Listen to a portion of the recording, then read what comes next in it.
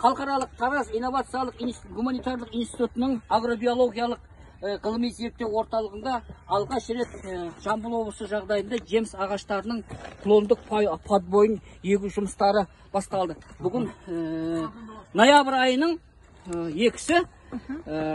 Бұл жерде арым 18 деген қысқа бойлы өсетін подбой, бірінші қатарда орта өсетін подбой, емен 106.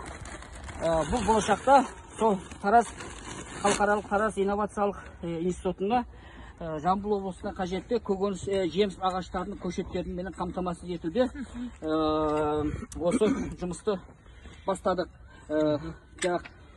Жетекшіміз Марат Молдахметов география ғылымдарының кандидаты, өте білікті маман.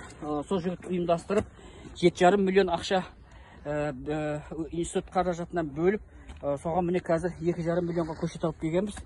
Сол жұмысты бүгін ертең аяқтауымыз керек. Студенттер бұл жерде практикадан өтеді, магистранттар диссертация жұмыстарын жазады. Болашақта Жамбыл облыстарындағы жеміс ағаштарын өсіретін фермер шаруашылықтарын семинар ұйымдастырамыз.